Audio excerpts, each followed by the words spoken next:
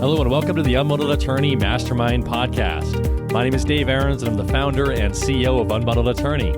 In this podcast, we interview our unbundled attorneys as well as the leading experts in the industry to identify the best practices for converting leads into paying clients and how to ethically and profitably deliver unbundled legal services and other affordable options in your practice. To learn more about how our exclusive unbundled leads can help you grow your practice, visit our website at unbundledattorney.com. All right, welcome to the Unbundled Attorney Mastermind Podcast. Couldn't be happier to be reissuing the podcast with my man Clay Wilkinson here.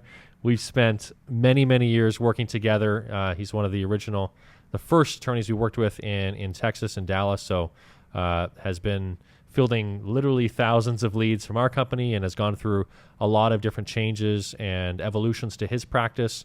And so really looking forward to unpacking the chronicle of your journey and hearing about all the lessons you've learned along the way. Just before we got started, we were talking a little bit about your background and that you had a little bit of a different life prior to lawyering. Maybe you could share a little bit about your initial endeavors in broadcast journalism. Sure. Yeah, this is all very familiar to me, this whole setup. So born and raised in Dallas, went to undergraduate school and then lived for 7 years after in Washington, D.C., got a degree in broadcast journalism.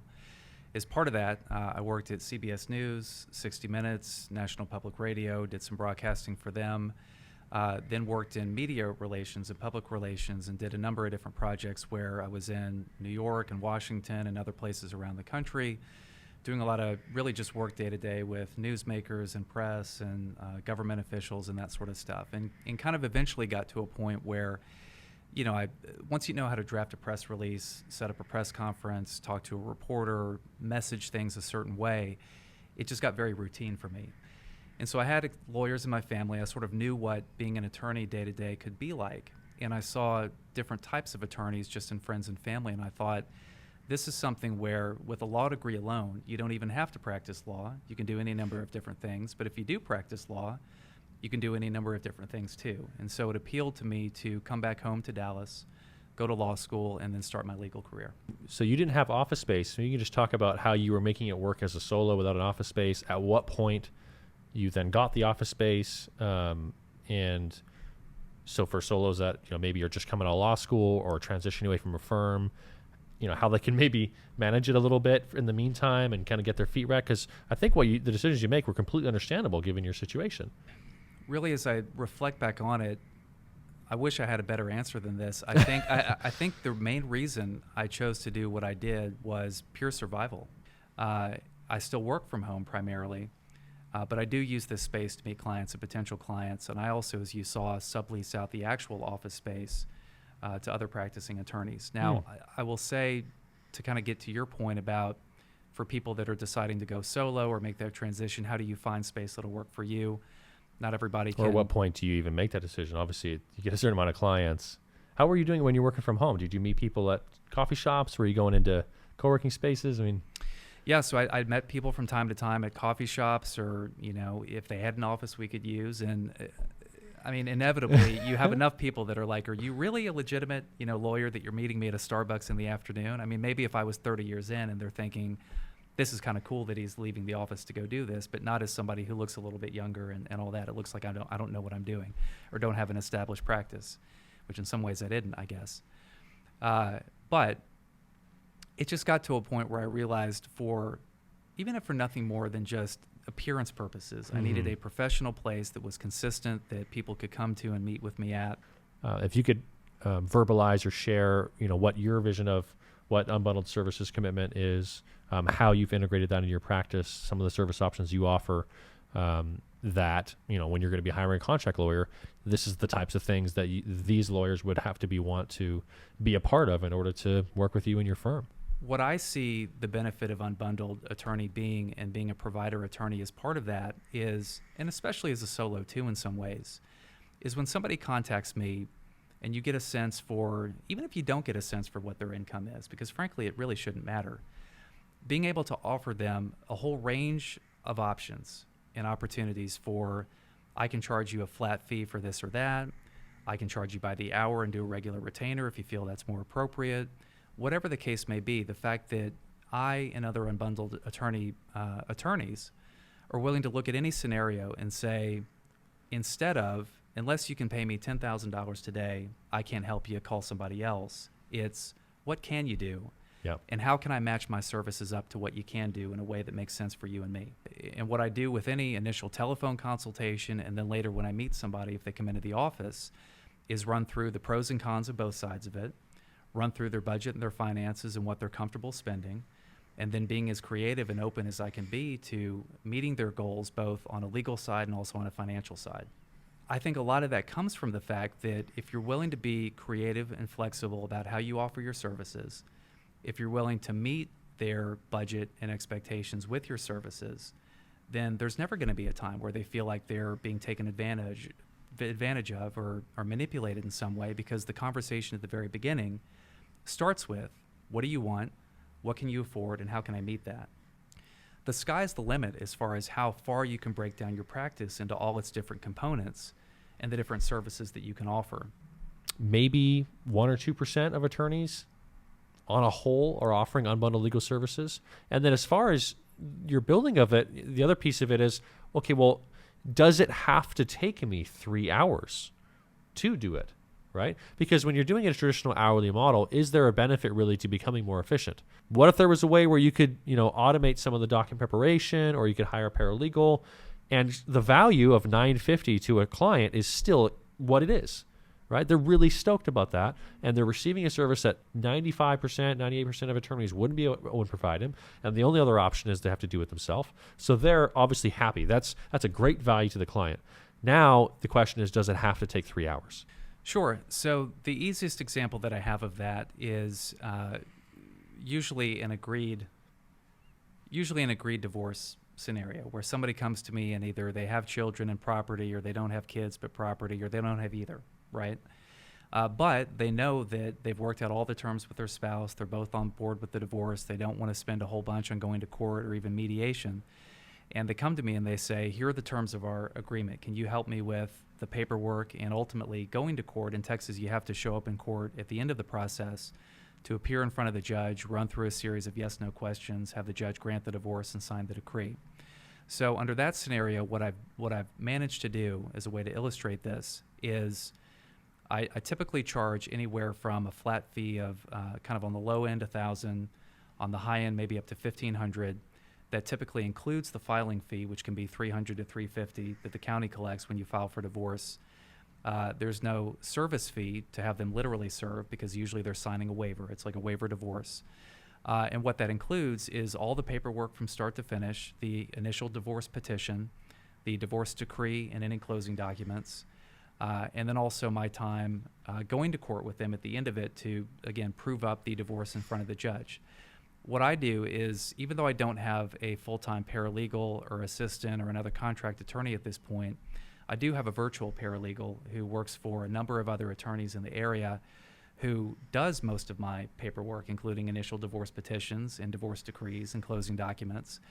And so under that scenario, what I do is I pitch the flat fee unbundled service that's cost controlled, that's far less than a large retainer that they would pay for at most other firms. And I then farm the literal work out to the virtual paralegal, who literally charges me $19 an hour to do that. Right. Yeah, this is so important, I think, for attorneys to recognize and understand, because a lot of attorneys think, well, if you do unbundled legal services, you're helping lower income people, you're going to make less money, right? And that's like second rate, low class, and you can't build necessarily a very profitable business doing that, right? And it's a myth that we've it's been like a mission in a sense with the podcast and all these different examples to dispel, because it's just absolutely not true. So, as you know, the two different types of things I offer any potential client that comes in the door is an initial free phone consultation, followed by a $200 paid consultation for an hour in my office if they want it. Under the agreed divorce scenario that I'm describing, for their convenience and their budget, what I say is I can email you an employment agreement that's clear, that protects you and me. I can email you an intake form that you can fill out and get back to me. Here's a website through LawPay that you can use to make your debit or credit card payment. in other words, we never have to meet. You never have to take time out of your busy day to come sit with me in my office. I don't have to take up that time, to meet with you. If you want to have an hour-long consultation and get all the advice in the world so you can then have a productive conversation with your spouse about kid issues and property issues and how to divide everything, I'm happy to. But that's the additional $200 consultation fee. Yes. So setting boundaries, in other words, from the outset, and also enforcing the boundaries, right? Courteously and respectfully, but this is the line that was drawn. We were clear on this line at the beginning. And if you'd like me to step, you're obviously open and willing to provide the services, but this is the original agreement. Let's create a new one, right? Let's modify our current limited scope retainer agreement, right? Right. And I would say out of the people that have come to me and said, can you do X? And maybe don't think about offering something additional for that. And then I come back and I say, well, I'm happy to, but it would cost X, Y, and Z. 9 times out of 10, they pay for that additional service because they want it. And again, the cost is still reasonable, it's affordable, and why wouldn't they? So, but that's what I do at the very beginning is I craft a very specific employment agreement that has all the standard language in there that all my full retainer agreements have, all the basics that you want, but it's very clear about for a flat fee of X, I'm agreeing to do A, B, and C. Yes. And what we're talking about here is the 2 planes of unbundling, which Anthony Sanders, when we were at the retreat, obviously unpacked this, in depth. But I don't think we really talked about it that much on the podcast. So, horizontal plane being a timeline of what's going to happen in the case, as far as initial petition, then the hearing. Then if it becomes contested, it can go these different ways. And it's basically like a fork, like a tree of possibilities, right, of what could happen, right? And it could remain uncontested, or it could go uncontested and they could not respond, or they could submit a response to that with additional terms or something. And then you need to go to a hearing. And if that doesn't, then you go to mediation. If that doesn't work, right, there's all these different possibilities. And so you can help someone on the horizontal plane for A to this point, but then if it doesn't go this way, then we'd have to come up with a new agreement, right?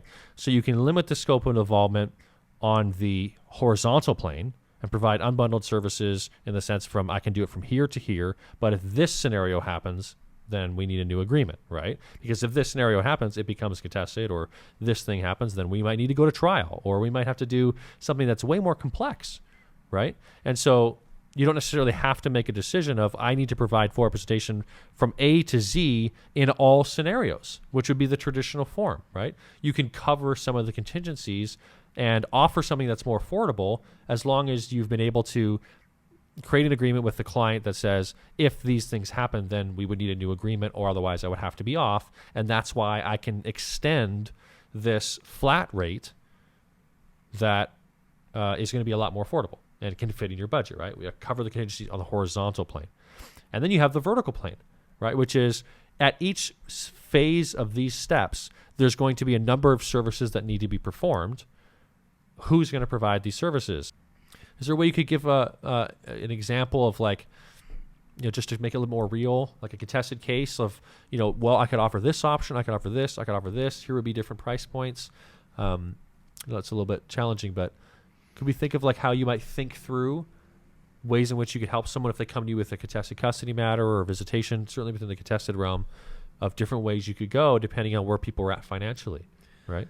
Sure, yeah. So I guess a good example that comes to mind is there's a person who went through a divorce about a year ago, and mother of 2 children, wife in the divorce, obviously, at the time sort of has a bunch of family money, has some personal money too, and based on nothing than sort of prestige and reputation, went with one of the largest firms in the Dallas-Fort Worth area, who inevitably had a paralegal billing on her case, an associate attorney billing on her case, and a supervising partner billing on her case, where the effective hourly rate she was paying, when you add all 3 of those up, is anywhere from $700 to $950, right? And I want to say spent $50,000 plus on a divorce that lasted less than a year, that didn't really have a whole lot more than a hearing or 2 in mediation, right? I don't even think they did discovery at any point. So she came to me after that whole process, and without getting into the details of the case and really what the issue was, there was just one sort of minor contested issue that the now mom and dad have a fundamental disagreement on that their divorce decree itself didn't really cover or plan for. So she said, I'm so burned by that experience with the endless retainer, endless invoices and billing, the overbilling that occurred. Can you come up with some flat fees and some limited scope ideas that will help me manage this case in a way that where you're fully representing me, I'm getting that benefit, but also helps me feel like I have some security and control. Over how the cost goes. Because again, she felt totally out of control. Yes. And just bled to death at the previous firm. Yeah, exactly. And also, if you're doing each step as a flat rate, you can build in a little buffer in the fact that you're open and willing to offer this that otherwise attorneys wouldn't. You're not just taking a big time retainer up front. You're willing to work with her one phase at a time. That's a huge value. And then you can build in the margins of efficiency that help with each phase in the process. So more than likely, you probably would be making more on these than if you were just doing them, full rep, I just bill you, that kind of thing, right? That if those things are in place. Let's run the scenario that let's just suppose that she didn't want you to do the 30-day, but you're attorney of record at this point, or not, right? So let's say she didn't want to respond to that, or she didn't want to pay you for that. How does it work, right? Like, have you come across that? I mean, I know that doesn't happen very often, right? Where they're like, you're working with them unbundled, and then all of a sudden they're like, well, no, I don't want you to do that part. I want to do it myself, right? Like, it's a good question. I will say, truthfully, I've not had a scenario where something has happened where you have to do something in response to it, like discovery, and the person just flat out couldn't pay for it, couldn't afford it. I mean, I guess if I have to think, maybe there's been a time or two where somebody says, look, I'll pay you over time for that total cost, but I can't come up with all that now under that 30-day time frame. Sure. Maybe they're stretched thin to that point. And I'm usually happy to do that, because if at that point they paid for every previous agreement, I trust them at that point. They trust me. Mm-hmm. I'm willing to give them a little bit of leeway at that point and say, sure, pay that out over time. I know you're good for it. I know you'll get there. I'm not going to risk you being sanctioned or literally legally hurt in the case, because I can't, I'm not willing to take anything but 100% today. Sure. So you just be a little bit more flexible with them at that point if you need to be. And there's a bit of a tick for tack there, right? I mean, it really needs to be, right? Like, oh, I didn't get paid for that piece of it, like, I don't know if I want to do this anymore, right? Or, we talk about payment plans. A lot of attorneys almost all of our attorneys offer payment plans. And they look at the one client that didn't pay them, and they did some work and got, ahead in the billing, and then they got burned on that one, right? And it's like, darn, I got burned. I don't want to do that ever again, right? Without necessarily looking at it from a strictly business perspective and go, well, look, I've brought on 50 more clients that I otherwise would have if I had been rigid with this this month, right? Or in the last 6 months, 50 more, right? This one client of those 50 burned me, which is the actual numbers. And we really look at it, and I've interviewed a lot of attorneys on this podcast. It's like 1 out of 50, right. 1 out of 45, maybe, something like that. It's like 5% burn you on the payment plan, right? But there's all those clients that you otherwise wouldn't have been able to serve, and you wouldn't have collected any money on. And when you look at advertising ROI, you're spending money on a billboard, you're spending money on bringing clients in, lead generation, whatever it might be, or on your website and SEO and all these different things. You want to make sure every call that comes in, you're monetizing, right? And so it's so easy, I think, to look at it and go, oh, well, that was a loss there. But it isn't a loss, right, overall, when we really look at it, right? It's a one-to-one benefit. You do 1 hour's worth of work, you get paid for that hour. Yes. Under Unbundled, you can spend less time and make even more. Yes. Right? Right. And then you have the benefit of, once the money is paid, it's there. Yes. You're not overbilling and chasing an invoice that you're lucky if they ever pay, and spending quality billable time trying to catch money that may or may not ever get paid. Well, that means that you don't have an account receivable or outstanding receivables. Right. And from my understanding, I think account receivables for a traditional firm is like 70, 80%. Or maybe it's the other way around. 20% or something like that. They don't collect? Right. So to give you an example, at the last firm that I was at, I think they had a collection rate of maybe 65 to 75%. And again, part of that is under the theory that you bill $20,000 on an invoice, knowing that really you've padded a third of that, so that if they pay half of the third, it's bonus money, right? Whereas for me, whether it's unbundled or even hourly rate retainer, literally I've got about a 97, 98% collection rate. Wow.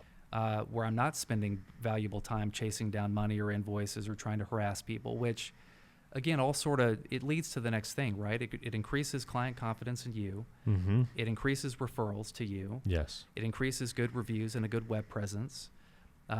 It increases the amount of time that you have to provide good services to people and make money that way. So you're right. I mean, it's money in the bank that you don't have to spend chasing, and then it has all those other benefits too. Right. Exactly. So I would be remiss if we didn't touch a little bit on technology, because things have evolved a little bit for you. Maybe you talk briefly about Calendly, a little bit of practice management software, and just how you've been able to build those efficiencies in. So certainly I could be doing a lot more, but I think what I do is very easy that anyone else could do, and also really benefits the practice. So here's the point ultimately. As a lead comes in, as you know, through Unbundled, you have the option to receive an email, a text message, really whatever form of communication you want. So I have the whole, range. As soon as somebody hits submit through Unbundled, I get the email, I get a text message on my phone. For my business phone line, I just use my cell phone, but I have Google Voice, right? So the text message comes through Google Voice. I have a voicemail set up, so if people call that number, it has a professional business-sounding voicemail.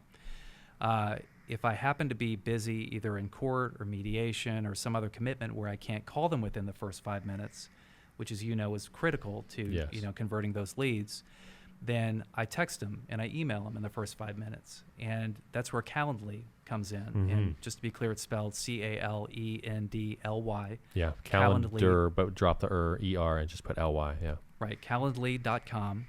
And the great thing about that service is it's web-based. I think it costs me literally $15 a month. And what I use it for are the 15-minute initial phone consultations that I do, and also the paid hour-long in-office consultations. So if somebody contacts me through Unbundled, I get the text message, I text them and I say, my name is Clay Wilkinson, I'm a family lawyer, you found me through Unbundled Attorney, I can't talk right now, but I wanted to reach out. To schedule a time to speak with me, please visit this website. And then I copy and paste the 15-minute phone consult from Calendly into the text message and into the email, so hopefully either way they're getting it. And I swear 8 to 9 times out of 10, I check my email within a few minutes and they've booked a Calendly telephone consultation. Right. So they're choosing at their own convenience, but also can only select times that you are still available in your calendar and that you've specified that you choose to be available, right? Right, and even further, what you can do, especially on the ones where they're booking it themselves without any real input from you, is you can say, for example, I don't want anybody to be able to book a back-to-back-to-back phone consult, 3 different people back-to-back-to-back. So I want a 15-minute buffer between Yes. each of those. You can set it up that way too. So it is literally one of the best tools that I've implemented in my practice to make sure that from initial contact to possible hiring, that you're helping foster the conversion. Mm-hmm. I also use Dropbox for all of my case files and things related to the practice of running my business. And then again, I basically run my practice from either my laptop at home or my iPhone. And also, again, from time to time, people say, like, if I'm out of town, they want to do an hour-long consult with me, but I'm not back for another couple days, and they really want to meet with me then, I'm okay with spending that time at that point. Even something as simple as WhatsApp. You can do a video conference with them. They can pay the fee for the consult online, send them a LawPay link.